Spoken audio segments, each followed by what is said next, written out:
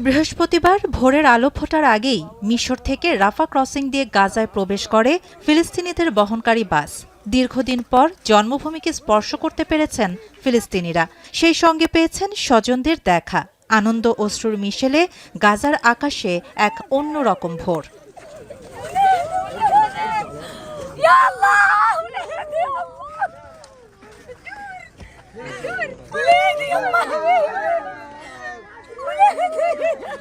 ممتاز يعني مخلوط بين الفرحة وبين الحزن.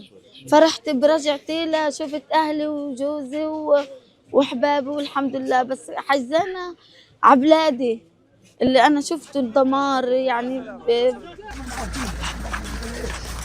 মিশর থেকে আসা বাসগুলো গাজার আবু নাসের হাসপাতাল প্রাঙ্গণে এসে থামছে।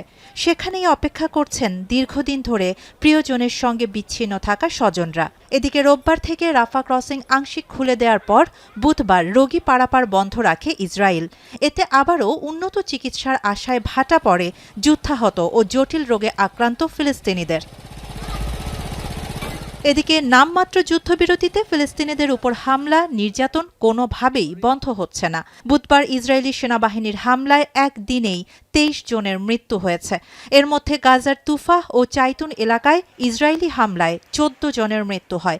দক্ষিণাঞ্চলে কিজান আবু রাশওয়ান এলাকায় আশ্রয় নেয়া বাস্তুচ্যুত ফিলিস্তিনিদের তাঁবুতে হামলায় মারা গেছেন আরও ৪ জন।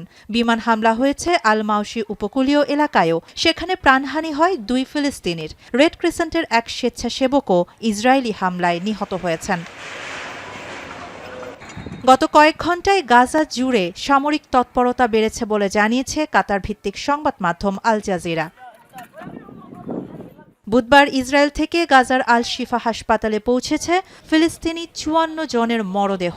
সেই সঙ্গে ৬৬টি বাক্সবন্দি দেহাবশেষও হস্তান্তর করা হয়েছে বলে জানিয়েছে গাজার স্বাস্থ্য মন্ত্রণালয়। যুদ্ধবিরতি চুক্তির শর্ত অনুযায়ী এসব মরদেহ হস্তান্তর করা হলো। শাহানা জাহান, এখন বিশ্ব।